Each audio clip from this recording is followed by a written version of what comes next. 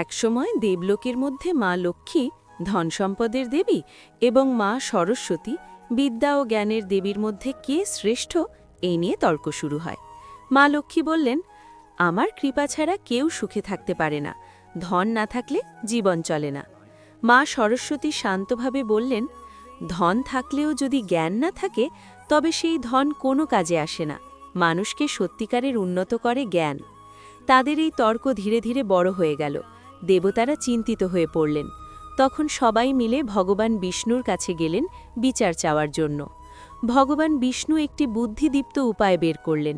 তিনি পৃথিবীতে একজন ধনী কিন্তু মূর্খ মানুষ এবং একজন দরিদ্র কিন্তু জ্ঞানী মানুষের উদাহরণ তৈরি করলেন। ধনী মূর্খ ব্যক্তি, তার কাছে অনেক টাকা ছিল, কিন্তু জ্ঞানের অভাবে সে ভুল সিদ্ধান্ত নিত। সবাই তাকে ঠকাত এবং শেষ পর্যন্ত তার ধন নষ্ট হয়ে গেল।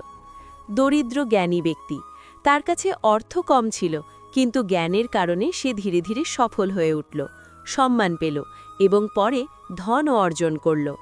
এই উদাহরণ দেখে মা লক্ষ্মী বুঝলেন, জ্ঞান ছাড়া ধন টেকে না। আর মা সরস্বতীও স্বীকার করলেন, ধন থাকলে জ্ঞান ছড়ানো আরও সহজ হয়। শেষে দুজনেই হাসিমুখে একে অপরকে সম্মান জানালেন এবং বুঝলেন, জ্ঞান ও ধন দুটোই সমান গুরুত্বপূর্ণ, একে অপরের পরিপূরক।